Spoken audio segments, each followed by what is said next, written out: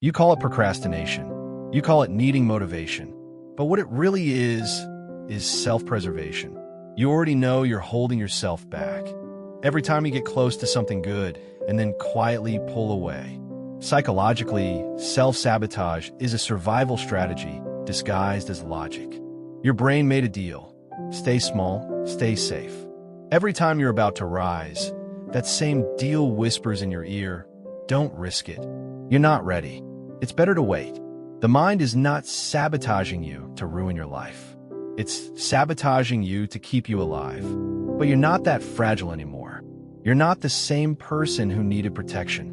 You're just living under an outdated belief system that still thinks pain is waiting outside your comfort zone. The truth? What's waiting out there isn't pain. You cannot change what you refuse to see. So the first step to ending self-sabotage forever is radical self-awareness. Start noticing your patterns without judgment. Ask yourself, when do I pull back from opportunities? When do I say, I'll start tomorrow? When do I numb myself instead of facing discomfort? Every time you catch yourself, don't criticize. Just name it.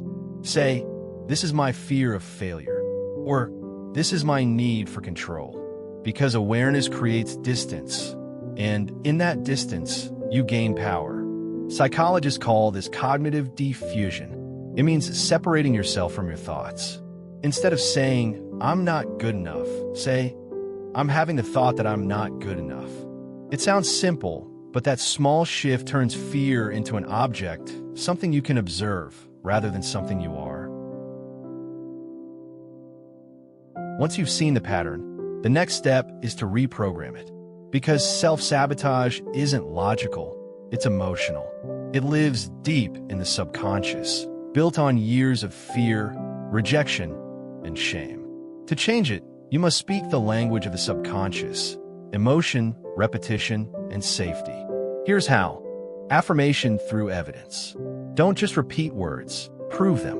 Instead of saying, I am worthy, remind yourself, I've survived everything I once thought would break me. That's evidence. The subconscious listens to proof, not platitudes. Rehearse success emotionally. Every night, before you sleep, close your eyes and imagine yourself succeeding calmly. Not with excitement, with peace. Because the nervous system accepts what feels familiar. If you teach your body that success feels safe, it will stop rejecting it. Reframe failure. Instead of I failed, say I learned. The subconscious doesn't understand shame. It understands association. Link mistakes with growth, not pain. Every act of self-sabotage begins with emotional dysregulation. You feel something uncomfortable, fear, shame, doubt, and your brain tries to escape it. To stop self-sabotage forever, you must build the capacity to feel without fleeing. When you notice yourself avoiding, pause. Breathe deeply and ask, what am I feeling right now? Don't fix it. Don't fight it. Just name it. This is called affect labeling in psychology, and studies show it lowers emotional intensity instantly. Because naming emotion turns chaos into clarity. When you can sit with discomfort without escaping it, you become unstoppable. Your nervous system learns, I can handle this. And when your brain knows you're safe, it stops sabotaging you. Self-sabotage breaks one thing more than anything else: self-trust. You say you'll do something, and then you don't. Each time, your mind learns not to believe you. So start small. Set micro-promises. Tiny, achievable commitments. Things so small you can't fail. It could be, I'll write for 5 minutes today. I'll stretch for 2 minutes. I'll speak kindly to myself once. Every time you keep a small promise, your brain records it as safety. This is behavioral consistency, the foundation of self-trust. And over time, you'll begin to believe yourself again.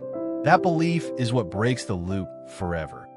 Here's a truth people rarely tell you. You cannot hate yourself into change. Shame creates resistance. Compassion creates transformation. Every time you fall back into old habits, say, of course I did. I'm still learning. That one sentence rewires your brain for growth instead of guilt. Because guilt keeps you stuck, but grace sets you free. To end self-sabotage forever, you must redefine what success means to you. If success equals pressure, perfection, or performance, your brain will keep rejecting it. So redefine it as peace. Success is showing up, not showing off. It's progress, not perfection. It's choosing alignment over approval. When success feels safe, you'll stop running from it. Consider joining this space of healing, where growth feels safe, where discipline meets compassion, where you stop fighting yourself and finally start evolving into your best version.